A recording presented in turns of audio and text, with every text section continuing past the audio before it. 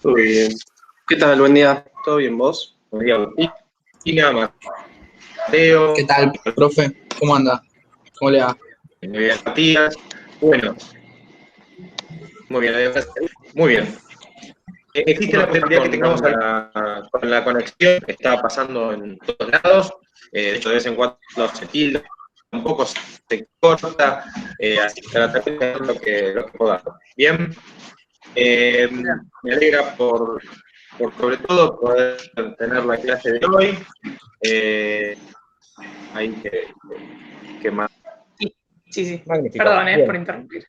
No, por favor, por favor. La verdad es que como estoy accediendo desde otro lado, no he podido entrar desde el usuario. eh, mm, Habría que hacerlo. Así que bueno. Bueno, entonces, como les comentaba recién, lo cierto es que tenemos desde este punto de vista, desde la clasificación, desde la calificación del derecho, bien, podemos encontrar también lo que es la distinción entre derecho público y privado y lo que es entre el derecho nacional o local y el derecho internacional. En esa distinción, bien, entre el derecho público y privado, vamos a perder unos 100 años más o menos para encontrarnos más o menos en la misma posición en la que estamos hoy y vamos a llegar un poco a la conceptualización de Ulpiano, que obviamente Ulpiano no suena contemporáneo, bien, y que vamos a llegar a que el derecho público es toda aquella normativa en la cual el Estado, o mejor dicho, se regula al Estado y a la cosa pública, bien, mientras que el derecho privado va a tener que ver con, bueno, todo aquel derecho que viene de alguna manera a regular las relaciones entre los individuos, ¿no? Las relaciones privadas que se dan entre personas, bien, por consiguiente, si es entre el Estado y una persona física, va a ser derecho público, bien, mientras que si sea entre particulares, va a ser derecho privado, bien. Eh, pero bueno, obviamente la distinción entre derecho público y privado nos logra a veces zanjar la situación porque, bueno, porque nos encontramos, aunque a veces en cuestiones que vienen un poco a decir, bueno, pero cuando, por ejemplo, en el derecho laboral, ¿sí? Si yo pertenezco a un organismo público, bueno, pareciera no tener ningún inconveniente, es empleo público, no se aplica la ley de contrato de trabajo, por ejemplo, porque es entre privados, se aplica la ley de empleo público y por eso, por ejemplo, el régimen indemnizatorio es totalmente distinto y demás, y pareciera que está solucionado. Pero cuando se da entre privados, bien, eh, pareciera que, bueno, es una relación entre privados. Entonces cualquiera de ustedes dice, profesor, acaba de decir recién relaciones entre privados. Es derecho privado. Pero ciertamente aparece una cuestión que está vinculada con la importancia y más en una forma preponderante como existe en nuestro país, la participación del Estado, bien, en las relaciones laborales. ¿Por qué? Bueno, porque con una ideología imperante relativamente socialista, como tenemos nosotros acá, o de derechos sociales y los derechos del trabajador y demás, bien potenciados en una época histórica de nuestro país y de alguna manera sostenida y mantenida en el tiempo, ¿no? Si hay algo que podemos decir es que en los últimos años, obviamente, pero bueno, ya con los cambios de gobierno, aún así sigue subsistiendo lo que tiene que ver con los derechos humanos, el derecho del trabajo, ¿bien? Han ganado una escena muy importante, ¿bien? En las consideraciones y en las políticas, ¿no? Cuando uno analiza las políticas sociales de los últimos años, se encuentra, ¿sí? Se encuentra con que, de alguna manera, hay un derecho, por decirlo de alguna manera, o mejor dicho, derechos, o un cúmulo, o una cantidad, o un compendio, ¿sí? De normas jurídicas, de derechos y de garantías que vienen, por decir de algún modo, a defender principalmente el derecho de los derechos humanos, el derecho del trabajador, viene en esta conceptualización bastante antigua, ¿no? Esta idea del proletario, ¿no? Si alguno no entiende la palabra proletario, me avisa, ¿sí? Pero si yo pienso, de alguna manera, en la idea del proletariado, y pienso en el trabajador, ¿no? En ese concepto, obviamente analizo más profundamente el derecho del trabajador, mejor dicho, y lo pienso de decir, el derecho humano del trabajador, porque voy más allá a la relación, ¿sí? Voy más allá a la relación que se da pura y exclusivamente en el lugar de trabajo, ¿sí? Al obrero, a la oficinista o el oficinista, a la secretaria o el secretario, bien, a esa persona que desarrolla una tarea, digo, bueno, es una relación que se da en ese ámbito y nada más. Pero resulta que hay un montón de relaciones y hay un montón de otras cuestiones que giran alrededor, que giran en torno de esa relación jurídica. Bien, otro ejemplo, por ejemplo, es el derecho del consumidor. Ustedes me dicen, pero profesor, derecho del consumidor claramente es una relación entre privados. Sí, sí, yo no digo que no, pero tiene una participación, tiene una importante participación el derecho público, o el Estado, mejor dicho, cuando yo analizo que el derecho al consumidor no solamente está reconocido como un derecho constitucional, sino también hasta el derecho humano de consumir. ¿Por qué? Bueno, porque todos estamos, de alguna manera, obligados por nuestra propia naturaleza a acceder al consumo. Bien, entonces necesita que esa protección sea distinta. De la misma manera que todos estamos obligados a trabajar, ¿sí? Salvo que alguno de ustedes me diga, no, yo en realidad tengo una planta, por decirlo de alguna manera, en el fondo de mi casa que me da o dinero o que me da todo lo que necesito para la vida. Entonces, ciertamente no preciso nada, por decirlo de algún modo, que salir a la calle a conseguir un sustento o a comprar bienes o servicios. Entonces, bueno, salvo en esos casos excepcionales, que no conozco a nadie, bien, salvo que alguno de ustedes quiera que empecemos un emprendimiento respecto a eso, empezamos a plantar billetes en el fondo de casa, lo cierto es que sin profundizar en eso, vamos de alguna manera a decir que todos estamos obligados a trabajar, que todos estamos obligados, obviamente en la industria lícita y demás, que todos estamos obligados a consumir, ¿sí? Consumir en el sentido estricto de la palabra, consumir respecto de bienes y servicios, ¿sí? O en el sentido amplio de decir la necesidad de consumir bien que tenemos todos los seres humanos.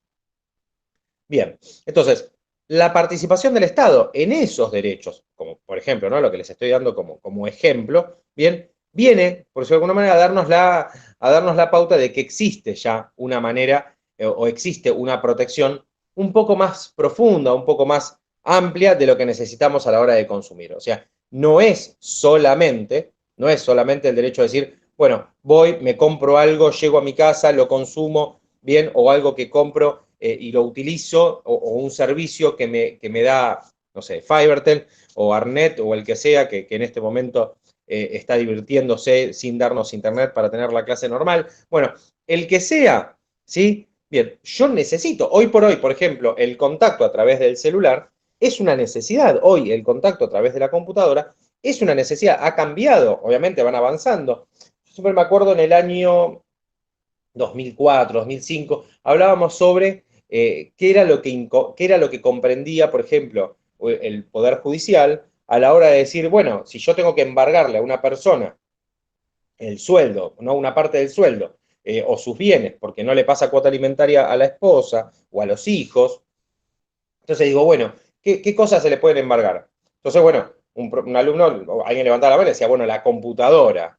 La computadora en ese momento era un bien embargable. ¿Por qué? Bueno, porque no se consideraba la computadora como un bien esencial. ¿Sí? Imagínense en pandemia sin computadora o sin televisor. En el año 2004-2005 hablábamos sobre justamente eso, sobre el televisor.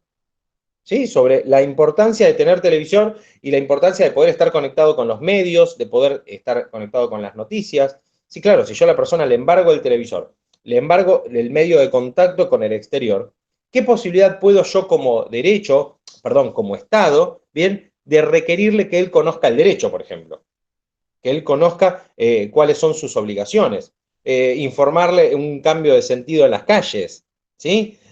Por ejemplo, yo venía por la autopista recién para poder llegar al estudio y decía, y veía los carteles, ¿no? Decía, bueno, por ejemplo, el control tal que lo está haciendo la ciudad de Buenos Aires. Después veía los carteles que decían, por ejemplo, que radar vigila, ¿no? Entonces digo, bueno, si no estuvieran esos carteles, si no estuvieran esos mensajes, yo no tendría conocimiento, ¿bien? Eso es mi contacto, obviamente, con la normativa o mi contacto con los medios, con el medio, ¿sí? Y eso también me está mostrando a mí qué es lo que va a pasar más adelante en mi ruta. Bueno, obviamente, si yo no tengo auto, ya no puedo venir a trabajar, entonces, todos esos bienes que son embargables de alguna manera, económicamente hablando, hay que analizarlos desde el punto de vista de la necesidad. Entonces, si yo pienso que todos esos bienes son indispensables para que la persona pueda ejercer su trabajo, pueda subsistir, pueda vivir, bueno, tengo que ampliar, se puede decir, el horizonte, decir, bueno, ya no es solamente permitirle tener la heladera y el auto. Tengo que permitirle tener la heladera, el auto, el televisor y o la computadora, Bien, ¿el celular es un bien embargable? Claro, porque tiene es de una cuantía económica, muy bien. Pero si yo le saco a una persona, si yo le saco en este momento a Agustina la posibilidad de utilizar el celular, la computadora, supongo que se está conectando con computadora, bien, claramente le estoy sacando la posibilidad de que ella pueda asistir a clase, ¿sí? O a cualquiera de ustedes que trabaja con la computadora, bueno, le estoy sacando la posibilidad a cualquiera de ustedes de poder acceder con la computadora a su trabajo, ¿bien? Por consiguiente, no van a poder tener dinero, por consiguiente, tampoco van a poder, por ejemplo, pagar una cuota alimentaria o saldar una deuda que tienen. Entonces, hasta ese punto es necesario analizar bien la embargabilidad o la inembargabilidad de un bien. Volviendo un poco hacia atrás. Entonces, cuando yo analizo qué bienes, o mejor dicho, qué derecho, ¿sí? Qué derechos son indispensables, ¿sí? Obviamente lo voy a analizar también a la órbita de decir, cuanto más importante es el derecho para la persona, cuanto más esencial es ese derecho para la persona, más participación estatal voy a tener, más participación del Estado a la hora de crear mecanismos de protección y demás, es lo que voy a tener. Bien, acá obviamente entra en el análisis, ¿sí? Bueno, principalmente los derechos que están protegidos o amparados en la Constitución, que a nivel general podemos decir que son todos, pero en realidad, si yo voy hilando fino, voy, por decir, estableciendo cuáles son los principales, ¿no? Y ahí también voy a tener lo que es la protección del Estado, al menos con normas de orden público, ¿sí? Al menos con una mayor presencia, como yo les decía hace un ratito, con el derecho laboral. Bien, entonces cuando acá una parte de la doctrina, y esto también para que lo vean y demás, hay derecho público, hay derecho privado, y hay algo que se llama derecho ecléptico, ¿sí? Que es aquellas normas de derecho privado que tienen una mayor participación del Estado, por ejemplo, y que vienen a, de alguna manera, que el derecho privado no sea tan privado o no sea solo privado. Eh, bien. Y después, obviamente, lo que es derecho interno y derecho internacional se imaginarán, no es una disquisición muy, muy, muy difícil de comprender, porque obviamente está vinculada con lo que tiene que ver con, bueno, estos elementos nacionales e internacionales que hay en las relaciones jurídicas, ¿no? Si yo entablo una relación con otra persona, ¿sí? Sea una relación comercial, sea una relación de familia y demás, obviamente, o un contrato, va a tener elementos propios del derecho interno o, ¿sí? Si esa persona o personas físicas o jurídicas, ¿no? Son de otros estados, bueno, desde ya va a ir tomando o va a ir esa relación jurídica, va a ir teniendo elementos, ¿sí? Internacionales o meramente nacionales o solamente nacionales o locales, que es lo que le va a hacer efectivamente que esa relación jurídica sea de derecho nacional o de derecho internacional. Obviamente, o mejor dicho, la regulación de esas relaciones va a ser de derecho nacional o de derecho internacional o de derecho internacional. Entonces también voy a tener esta modalidad doble, por decirlo de alguna manera. Tengo derecho público y derecho privado, tengo derecho internacional, tengo derecho nacional, tengo derecho nacional, por decirlo de alguna manera, público y privado, pero también tengo derecho internacional público y derecho internacional público-privado. Bien, de hecho, se enseña como materias distintas, ¿no? Por ejemplo, a la hora de enseñar, ¿no? A la hora del aprendizaje y a la hora de la instrucción del derecho, se explica de maneras muy distintas y tiene criterios muy distintos. De hecho, si bien se abastece de normas de derecho internacional y de tratados internacionales, eh, podríamos decir que hasta los principios jurídicos que la regulan, bueno, tienen diferencias, ¿no? Obviamente, las relaciones entre particulares no son no son lo mismo que las relaciones públicas o las relaciones del Estado con los particulares o las relaciones del Estado con otros estados. Así que esa es una distinción de algún modo importante. Bueno, avanzando un poco con las nociones y con cuestiones bastante relevantes, nos encontramos con lo que es la cuestión de las fuentes, ¿no? Las fuentes del derecho son muy importantes a la hora del estudio justamente del derecho, porque las fuentes son las que justamente nos van a dar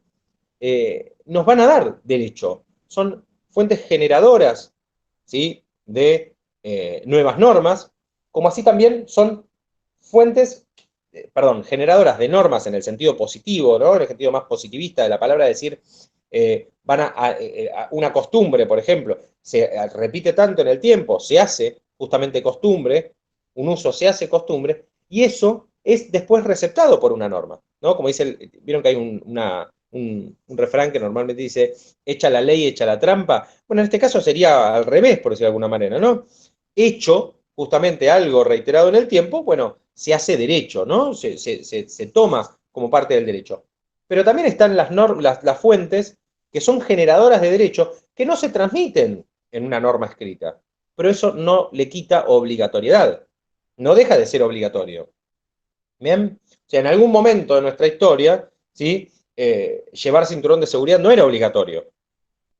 Sin embargo, algún día, con el aumento, obviamente, de la cantidad de vehículos en la vía pública, y con la cantidad de accidentes y de la cantidad de fallecimientos, bien, los autos se hicieron más veloces, se hicieron más livianos, se hicieron más, más, ¿cómo se dice? Eh, tal vez de más fácil, no solamente acceso por la gente, sino también de más fácil destrucción, ¿sí? Porque se fueron alivianando sus materiales y demás. Por consiguiente, fue necesario, por ejemplo, de alguna manera, crear lo que es la obligación de usar un cinturón de seguridad. Eso, por ejemplo, es un resultado social. En cambio, también tenemos aquellas normas que son obligatorias desde su origen, desde su costumbre, por decirlo de algún modo, bien, y que generan una obligación. Pero también existen aquellas costumbres que van en contra de la norma. Ustedes me van a decir, ¿cómo, profesor? Claro, algunos de ustedes me pueden decir, bueno, si reiterado, si en el tiempo, ¿no? Por decirlo de alguna manera, de un día para el otro desaparecen los accidentes de tránsito, digo como para seguir con el mismo ejemplo, automáticamente estaríamos en presencia de una obligación a través de una norma que tal vez carece de sentido, porque bueno, porque todas las personas, no solamente acá en Argentina, sino en todo el mundo, entendimos que el vehículo es una herramienta de peligro, por decirlo de alguna manera, de riesgo, y empezamos a tomar conciencia, o empezamos, no, concluimos en que tenemos que tomar conciencia. Entonces, por algún motivo, desaparecen la necesidad o la obligación de usar cinturón de seguridad. Bueno, esa costumbre, eso que se va haciendo costumbre con el tiempo, va a llegar un momento que va a estar en contra de la norma. ¿Por qué? Bueno, porque mientras la norma diga que hay que llevar cinturón de seguridad, bueno, la realidad de los hechos, la costumbre que se ha creado, nos va a llevar a la situación de decir, bueno, esto ya no necesita, bien, no necesita ser así. No necesitamos que, de algún modo, la obligación de llevar adelante o de usar, en este caso, el cinturón de seguridad, no va a tener sentido. Y lo llevo a algo tal vez hoy más local, ¿no? Hoy existe un decreto que nos dice a nosotros, por decirlo de alguna manera, a dónde podemos ir o a dónde no podemos ir, qué es lo que podemos hacer, qué es lo que no podemos hacer, y establece ciertas reglas o ciertos protocolos para llevar adelante bien y tener una vida lo más saludable posible y por sobre todas las cosas que la gente pueda recuperar la normalidad. Póngale que de un día para el otro no solamente aparece o la vacuna, sino que aparece la cura mágica, que de algún modo deja de existir esta cuestión. Va a seguir vigente ese decreto, bien, y de alguna manera ese decreto va a quedar en desuso, lo que llamamos en desuetudo, ¿no? Va a quedar en desuso porque la costumbre, ¿sí? Llevó a que ese decreto quede totalmente sin efecto práctico, ¿bien? ¿Para qué voy a caminar con un barbijo por la calle si efectivamente, etcétera, etcétera? ¿Para qué voy a tomar todos estos recaudos si ya no aparece este riesgo? Bien, se entiende, ¿no? Lo que les estoy diciendo, ¿se entiende el ejemplo? Bien, entonces esta posibilidad que tenemos de avanzar, por decirlo de alguna manera, sobre la norma, bien, bueno, nos la da la propia práctica, ¿no? Nos la da la propia, como le decimos, el propio uso, la propia costumbre. Bien. Después es importante también considerar, como les decía, estas fuentes materiales e inmateriales, que es una clasificación nada más, perdón, materiales y formales, no inmateriales, materiales y formales, bien, estas fuentes, como les decía, que la fuente material de derecho, que lo que va a hacer es justamente materializarse a la hora de una obligación, bien, pero no necesariamente teniendo que estar positivada, teniendo que estar escrita, o habiéndose formalizado a través de una norma escrita. Bien, O sea que entre las fuentes formales vamos a encontrar todas aquellas fuentes, por decirlo de alguna manera, que se han formalizado, ¿sí? Mientras que las otras son, por decirlo de alguna manera, hechas por la práctica. Por eso hablamos de fuentes materiales o informales. Bien, entonces encontramos fuentes como, por decirlo de alguna manera, la norma, ¿sí? El derecho mismo, el derecho en un sentido de conjunto de normas, ¿no? Como lo vimos, bien una definición más bien positivista o bien el derecho subjetivo, ¿no? Después también vamos a encontrar lo que es la costumbre, los usos y costumbres, que es un poco lo que hablábamos recién, que hablamos de la costumbre contra legem, ¿no? La costumbre que va en contra de la ley, ¿sí? O la costumbre que va a favor de la ley, bien, de alguna manera, que apoya lo que es la creación, y que apoya, perdón, no solamente a esa norma, sino también colabora con la continuidad de esa norma. También encontramos lo que son los principios generales del derecho, ¿sí? Que son estas normas, por decirlo de alguna manera, de uso bien, por decirlo de alguna manera, más de la antigüedad, pero no de la antigüedad por una cuestión del paso del tiempo solamente, sino me refiero a lo mismo que refiere con la terminología, ¿no? Esto es decir, el principio general. Bueno, ¿qué es el principio general? Bueno, el principio general es eso que de alguna manera vino a regular, ¿sí? O que reguló en algún momento, y que obviamente con el paso del tiempo las personas fueron asimilándolo, ¿bien? Y fueron entendiendo que eso era, como les digo, un principio bien rector, ¿sí? Como hablamos por ejemplo, no sé, el derecho a la vida, el principio general del derecho a la vida es, bueno, no dañar al otro, ¿bien? Lo que llamamos en latín nemine laedere, es decir, esto nadie debe dañar a otra persona, ¿bien? Entonces, el derecho a la vida viene, por decirlo de alguna manera, a tener un principio general que es muchísimo más antiguo, muchísimo más anterior, bien, mucho más primigenio, que era directamente no tener que dañar a otra persona, ¿bien? Se entiende, ¿no? O sea, y el derecho a la vida, perdón, y el derecho o el principio general de no dañar al otro, comprende un montón de lo que hoy conocemos como normas y derechos, ¿no? Porque yo digo, si yo, ya desde el punto de vista obviamente, más naif, ¿no? Una utopía, es decir, cumplo con los principios generales del derecho, ya no tendrían que existir otras normas, probablemente. Porque esos principios generales, si yo digo no dañar al otro, ya el derecho a la vida lo tengo garantizado, no voy a tener ningún tipo de daño o afectación a otra persona, por consiguiente, ¿para qué voy a tener un código penal que me va a explicar o que me va a decir que la pena por haber matado, por la pena por haber lesionado, si yo ya tengo, por decirlo de alguna manera, garantizado el no dañar al otro en un sentido totalmente amplio? Bien, hasta mismo las demandas civiles o las demandas laborales, porque obviamente yo ya no voy a tener daños. Bueno, entonces obviamente, repito, era un ejemplo utópico, pero si tuviera yo el cumplimiento de todos los principios generales del derecho, como yo digo siempre, si yo tuviera el cumplimiento de lo que es la Constitución y del preámbulo, automáticamente ya tengo una sociedad totalmente resuelta, bien, y no tengo ningún tipo de problema nunca más.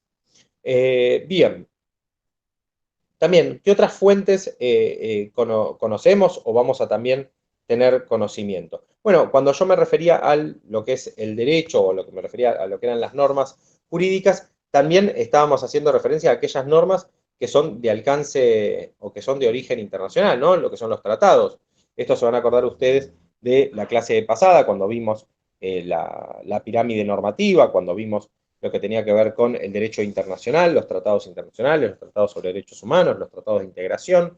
Ello, por ejemplo, también obviamente va a conformar una norma obligatoria de alcance general y, por sobre todas las cosas, hasta en algunos casos va a ser más importante que las leyes propiamente dichas o los tratados propiamente dichos cuando son los tratados internacionales y están los tratados de derechos humanos en pugna. Eh, Bien. Eh, Después eso igualmente lo tienen en el texto que yo les acompañé a través de la plataforma, ¿sí? Que espero que alguno lo haya podido al menos ojear y empezar a ver un poco para ver qué es lo que comprende. Si bien es un texto bastante amplio y comprende un montón de otras temáticas, por sobre todas las cosas quería darles algo bastante inicial y general para que puedan ir viendo todos los temas en ese libro. ¿Alguna duda, alguna consulta al momento de lo que estamos hablando? Ah, pero No, no. muy bien, perfecto. Entre otras de las fuentes importantes, por decirlo de alguna manera, tenemos la jurisprudencia, una palabra que ustedes escucharon, escucharán y continuarán escuchando. ¿Por qué? Bueno, porque en nuestro país, al igual que en otros países, ¿no? Es muy importante y en muchos casos, al igual que la costumbre, como les decía antes, la jurisprudencia genera derecho, pero no solamente genera derecho porque por el uso reiterado, o mejor dicho, por la aplicación reiterada de una disposición normativa o una disposición, perdón, de nuestros tribunales, bueno, genera, por decirlo de alguna manera, materialmente que eso es obligatorio, sino también porque muchas veces la reiteración de una solución a un conflicto también después se genera a través de una norma, ¿sí? O se materializa a través de una norma. Como yo les comentaba la vez pasada, hubo casos ahí por los años 89, 90, 91, 92, 93, que después se vieron reflejados en la reforma constitucional del 94. Por ejemplo, la importancia o la preponderancia constitucional de los tratados sobre derechos humanos. Bien, entonces fue necesaria, ¿sí? el haber pasado por diferentes estadios procesales en nuestros tribunales para que después eso se vea materializado bien en nuestra constitución o en las leyes o en otros tratados. Eh, entonces, la jurisprudencia, que es esa decisión reiterada, mantenida en el tiempo y demás de los jueces sobre una cuestión, sobre una materia, también puede distinguirse como material y como formal. Material a la hora de decir, bueno, yo muchas veces, por ejemplo, digo, tal cosa está permitida porque jurisprudencialmente se aceptó de esa manera. Un gran ejemplo de ello, la tenencia de estupefacientes para consumo personal. Algo que me dirían, me para la policía, bien, y yo tengo una cantidad X de estupefacientes en el bolsillo, bien, una cantidad mínima para consumo personal, me llevan detenido por tenedor, por tenencia de estupefacientes. Bien, mientras que el Código Penal lo prohíbe, la jurisprudencia lo ha admitido. ¿Por qué? Bueno, porque la persona que está transportando algo está dentro de su fuero íntimo, de su privacidad, de su intimidad, bien, y conforme al artículo 19 de la Constitución, estaría permitido. Bien, perfecto. Pero la ley sigue diciendo que está prohibido. La normativa sigue siendo clara diciendo que está prohibido. El Código Penal no ha sido modificado. Sin embargo, en el imaginario colectivo, yo puedo preguntarle a alguno de ustedes, y hasta salvo yo hasta recién que le aclaré la situación, muchos de ustedes me podrán decir, no, profesor, yo pensé que estaba permitido, o yo pensé que sí se podía. Entonces, lo cierto es que la jurisprudencia viene también a cumplir ese rol, al igual que la costumbre, de generar derecho, sea a la hora de verlo escrito o sea a la hora de generar, como les digo, este imaginario colectivo, esta idea, bien, esta convicción de parte de la gente de que si hay algo que se repite en los tribunales, bueno, así es. Esta teoría práctica, por decirlo de alguna manera, del derecho de que los jueces hacen derecho, ¿sí? Es una doctrina muy, muy conocida, una doctrina realista de los Estados Unidos, por ejemplo, en que en Estados Unidos, mejor dicho, es mucho más fuerte que acá, eh, tiene obviamente sus lados positivos y también tiene como todos sus bemoles, ¿no? Porque, bueno, porque le estaríamos ubicando al juez a un ser individual, o en el peor de los casos, o en el mejor, perdón, de los casos, a un tribunal, ¿no? Que tiene 3 jueces, o a la Corte Suprema, que son aún más miembros todavía, pero estamos hablando de un número muy finito, muy, muy, muy pequeño, le estamos dando la posibilidad de crear derecho, ¿no? Cuando aparentemente, esa función le correspondía solamente al Poder Legislativo, ¿no? No crear derechos, sino crear leyes. Entonces, si yo digo que los jueces, ¿sí? Que no son elegidos por el pueblo, no tienen una representación democrática la elección de los jueces, para nada, nada más alejado de la realidad. Están elegidos a través de un mecanismo que tiene que ver con su expertise, que tiene que ver con un concurso público y demás. Participan los poderes del Estado, participa el Poder Ejecutivo y el Poder Legislativo a la hora de elegir un juez, pero no son elegidos directamente por el pueblo. Entonces, le estoy dando al poder Judicial la posibilidad de crear derecho. Eso me genera un riesgo, ¿sí? Me genera un riesgo que una norma, ¿sí? Sea tan practicada, por decirlo de algún modo, pero que no me represente, que no sea proveniente de un organismo representativo del pueblo. Eso en primer lugar.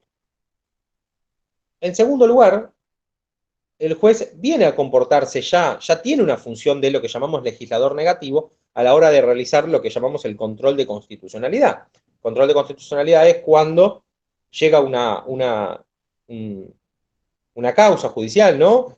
Sea a través de un amparo, sea a través del juicio que fuere, bien, y se solicita al juez declare que esa norma que se le está aplicando, por el motivo que sea, no es constitucional. Obviamente tiene que argumentar, ¿no? Tiene que haber una justificación, por sobre todas las cosas. El abogado tendrá un gran laburo, ¿sí? A la hora de demostrar que ese derecho, que esa norma que se le está aplicando o ese derecho que se le está restringiendo, no solamente está reconocido por la Constitución, sino también esa norma está actuando de manera inconstitucional y anticonstitucional. La palabra anticonstitucional a mí no me agrada, pero quiero que se entienda la fuerza de lo que estoy diciendo. Entonces, probado eso y argumentado eso, el juez lo que hace es declarar la inconstitucionalidad. O sea, aparta esa norma del sistema normativo, ¿sí? Del aparato normativo, pero solo para el caso concreto. O sea que esa norma, en otra situación, a todo el resto de las personas, fuera de ese juicio, fuera de esa situación particular, va a seguir funcionando. ¿Sí? ¿Se entiende, no?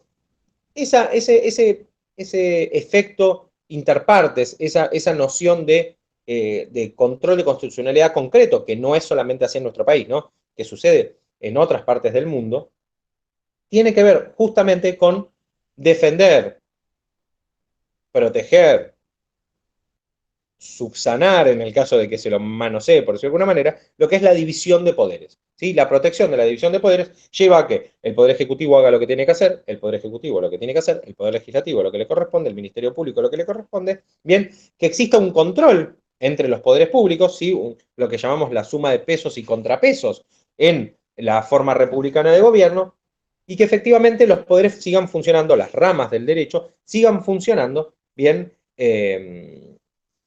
las ramas del poder, perdón, no las ramas del derecho, las ramas del poder, sigan funcionando a través de controles, ¿sí? Por ejemplo, el Poder Legislativo va a controlar lo que haga el Poder Ejecutivo, bueno, y así, ¿sí? ¿Se entendió? Entonces, el Poder Judicial ya tiene esa función de lo que llamamos legislador negativo. Si yo encima también potencio esta creación de derecho a través de la jurisprudencia, no digo que esté mal, simplemente digo que es un riesgo, ¿bien? Porque estaríamos atribuyendo una función que en principio la tendría vedada el Poder Judicial. Como así el Poder Legislativo o el Poder Judicial una función jurisdiccional, ¿no? O sea, si el Poder Judicial se encarga de juzgar, no será el Poder Ejecutivo y no será el Poder Legislativo quienes puedan o tengan esa función. Bien, por otro lado, recién lo nombré casi como un error, vamos a avanzar sobre las ramas del derecho, pero antes quiero mencionarles la última fuente de estas, ¿no? Las más reconocidas, las más conocidas, que es la doctrina. La doctrina, que es el saber, por decirlo de alguna manera, de los maestros del derecho, ¿sí? Aquellas grandes bibliotecas, por decirlo de alguna manera, del derecho, es una fuente. No es una fuente tan fuerte en sí misma, o sea, es una fuente muy importante, bien, para de alguna manera justificar la aplicación del derecho, pero tal vez no tanto, ¿sí? Lo que hayan dicho o lo que haya dicho un autor eh, puede ser utilizado como para incumplir una normativa. Vieron que yo les dije antes que existía la costumbre contra leyem y la jurisprudencia que va en contra de la ley. Pero, por ejemplo, si yo voy caminando por la calle, me vienen a detener porque estoy caminando sin barbijo, y yo le muestro un texto, ¿no? De Mateo Crespo, digo, no, porque Mateo Crespo me dijo en este texto que usar barbijo es para la gilada, que esto no tiene sentido, bien, que yo tengo que poder salir a hacer mi actividad, que no me acuerdo qué era, si era skateboarding o no me acuerdo cuál era la actividad en particular por la que Mateo aboga, bien, entonces de algún modo la persona que está el policía que está en la calle no lo va a dudar, ¿no? O la autoridad en ese momento no lo va a dudar y me va, ¿sí? A aplicar el mayor peso de la norma, el mayor peso de la fuerza de la ley. Bien, ¿por qué? Bueno, porque Mateo no solamente no es tan conocido, bien, en este tipo de cosas, sino por sobre todas las cosas, la doctrina no tiene esa función. Sí sirve para justificar, ¿sí? De alguna manera en la práctica nos va a servir a nosotros, los abogados, bien, para justificar de alguna manera la aplicación o la inaplicación de una norma, bien, pero no es una, como les digo, una fuente en sí misma, no tiene una fuerza en sí misma, se puede decir, de tanto poder, ¿bien? No, la verdad es que, como les digo, es algo que va a venir acompañando y que nos va a servir como para justificar y potenciar, por si de alguna manera, nuestra pretensión. Bien, ramas del derecho.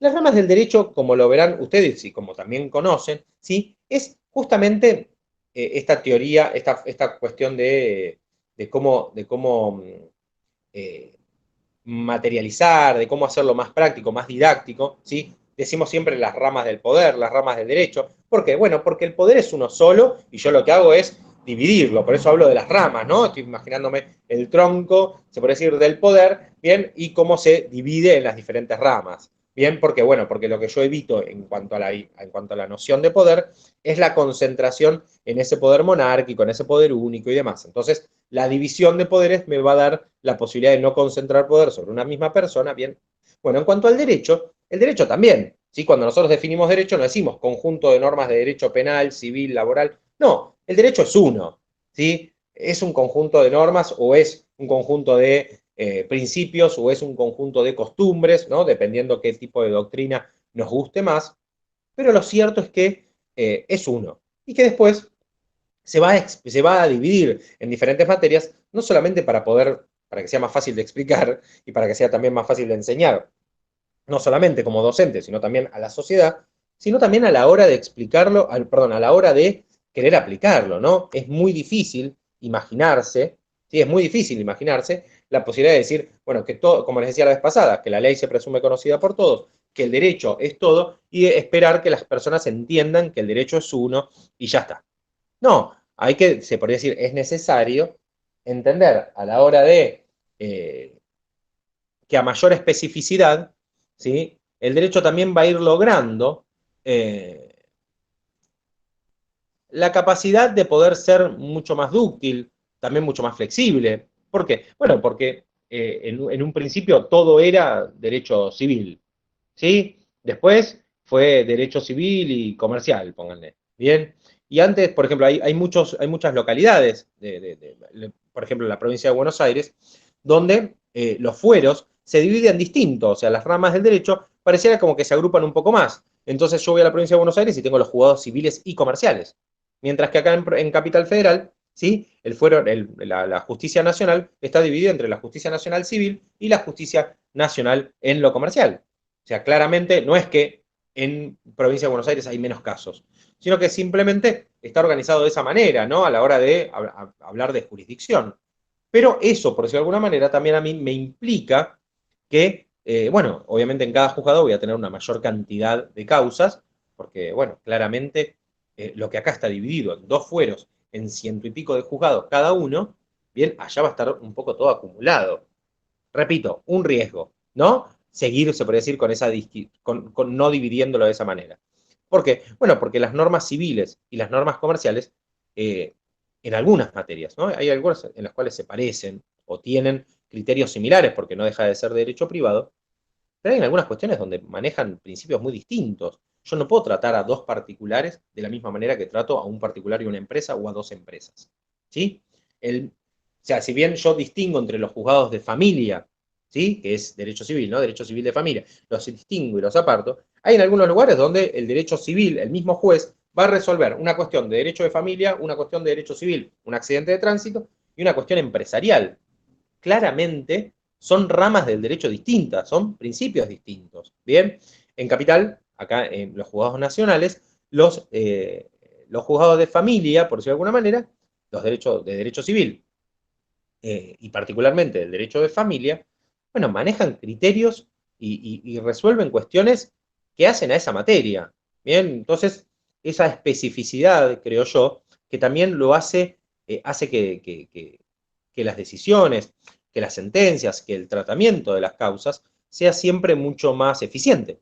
Principalmente esa creo que es la palabra, creo que se llega más a la eficiencia en la medida que yo voy haciendo juzgados más específicos. Por ejemplo, estamos aguardando la creación de los que llamamos tribunales de consumo, ¿no? Los tribunales del consumidor. ¿Por qué? Bueno, porque el derecho comercial, un juez de derecho comercial, y esto es meramente una opinión personal, ¿sí? Muchas veces está acostumbrado, tiene una doctrina más ligada a la empresa, ¿bien? Y el derecho del consumidor requiere que el objetivo principal, de la misma manera que en el derecho laboral es el trabajador, el derecho del consumidor es el consumidor el que debe ser principalmente protegido. Con esto no estoy diciendo que tiene que existir la dictadura del consumidor, no, no, para nada. Pero sí tiene que existir principalmente una protección, un paraguas de amparo mucho más importante sobre la figura del consumidor.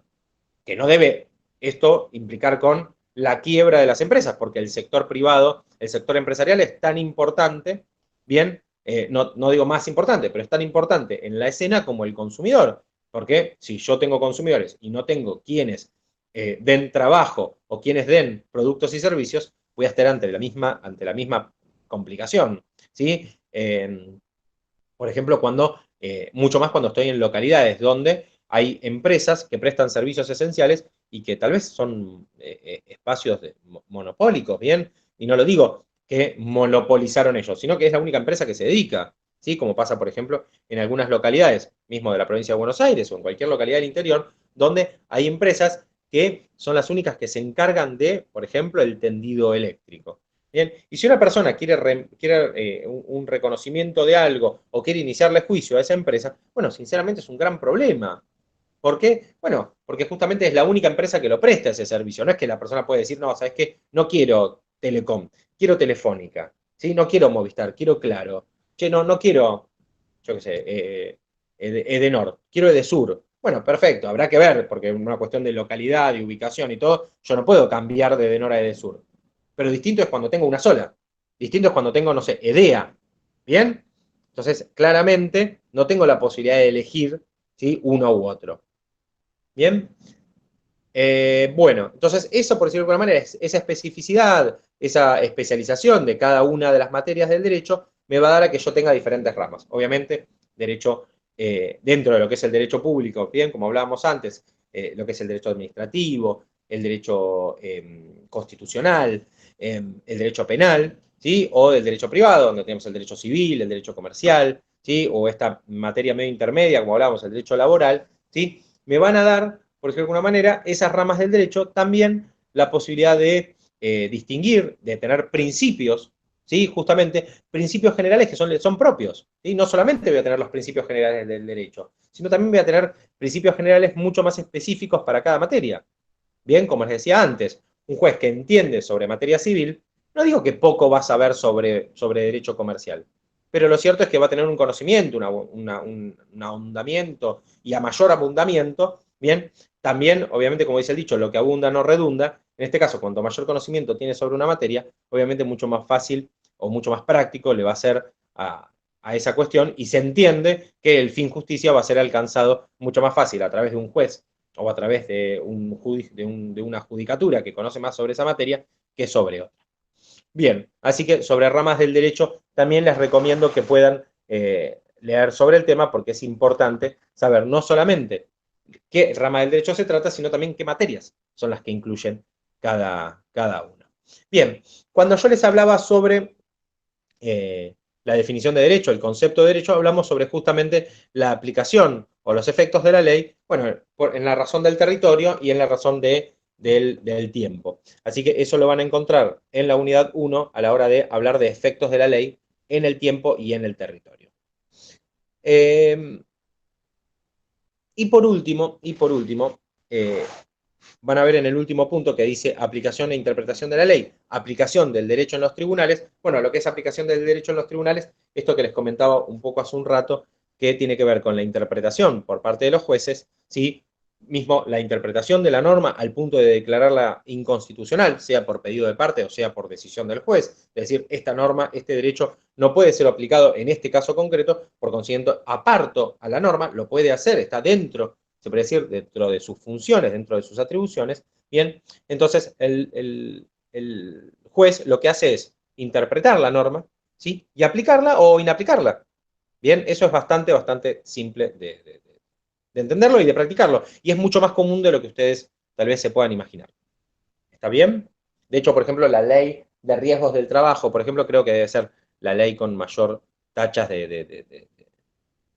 inconstitucionalidad, por decirlo de alguna manera, porque tiene un formato muy particular y muy discutido.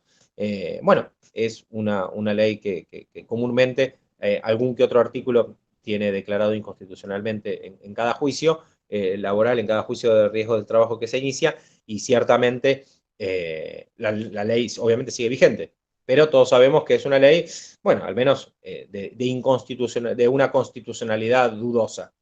¿Bien? Bueno, esto es la unidad 1. Lo que vimos la clase pasada y lo que vimos esta. ¿Está bien? ¿Sí? ¿Alguna duda, alguna consulta? No creo que respecto a esto, porque tienen que verlo, tienen que estudiarlo, pero bueno, si alguno tiene alguna consulta o alguna duda de comprensión de lo que se ha comentado, este es el momento. Yo por mi parte no. Bueno, perfecto, Nicolás. Bien, Agustina, Mateo. No, yo tampoco. Bueno, muy bien. Tiene varias cosas similares a integración económica que cursé el semestre pasado. Muy bien. Es más, en integración económica dijeron que le estaban haciendo plagio a la materia, a materias de derecho, viste, como que estaba muy parecida. Pero no, por ahora entendí todo. Muy bien. Igual, bueno, va a ser la relación entre género y especie, ¿no? Digo, me parece que obviamente esto es como muchísimo más amplio. Pero Totalmente. bueno, es como para no debatir entre quién plagió a quién, o quién plagia a quién. Bien. Felipe, Matías, ¿alguna duda, alguna consulta? No, profe. Perfecto. Estoy bien. Bien, ¿todo en orden, Felipe? ¿Que no te escuché? Bien. Bien, perfecto.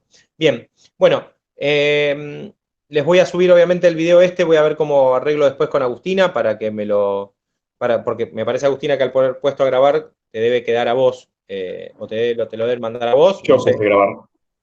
Sí, ¿Cómo? puso Felipe. Ah, Que Felipe, puso Felipe a grabar. Bueno, pero así que Felipe, igual, sí. Decía que se guarda en el drive. sí, no sé si se manda a todos, no sé muy bien cómo es. No, porque a mí cuando yo los pongo a grabar me los manda a mí, y yo después Claro. se los comparto. Así que, Felipe, si Ah. te llega a vos, por favor, después compartime para que lo pueda descargar y lo pueda subir. ¿Está Vale. bien? Bueno, espero sinceramente el viernes que viene no tener el mismo problema. El viernes que viene no vamos a tener la clase normal, ahora les voy a pasar a contar, porque el viernes que viene tenemos una actividad de la Universidad de Belgrano, que es el día jueves, comienza lo que llamamos la fiesta del libro, que se da todos los años, y este año se va a dar por una materia ambiental. Así que la clase no la vamos a tener a la mañana, sino que la clase va a ser a la noche, porque es a través de un taller de jurisprudencia a las 19 horas.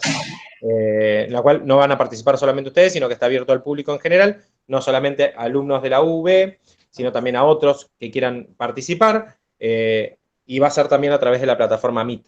Así que eso lo voy a estar haciendo directamente desde mi casa. Así que va a ser el viernes que viene, el viernes 28 a las 19 horas. Y bueno, después les mando también el link para que puedan acceder. Profe, Sí. ¿no es el link que está en el Moodle? ¿Es otra parte que vas a mandar? No es este link que estamos utilizando ahora. Va a ser otro que se los voy a mandar, que es el que creó la facultad para la universidad para poder tener esa actividad. Así que nos vamos a ver el viernes 28 a las 19 horas. ¿Está bien? Perfecto. Listo. Perfecto. Ok. Muchísimas gracias a todos, como siempre, por la presencia, por la participación, por la atención. Nos vamos a ver, como les dije, el viernes que viene a las 19 horas, obviamente como una excepción. Después volvemos al horario de todos los viernes por la mañana. Espero no volver a tener problemas de conexión, aunque mi módem en este momento me dice que sí la voy a seguir teniendo. Y bueno, nada, cualquier duda, cualquier consulta a través de la plataforma, por favor lean, por favor estudien, ¿sí? Empiecen, ¿sí? Es el momento. La clase que viene también va a ser el momento, pero esta también es el momento de ponerse a estudiar, porque si no después se les va a hacer un choclo y les va a quedar muy largo. Un abrazo, buen fin de semana y nos vemos el viernes. No, Igualmente. Igualmente. Hasta Chao. luego.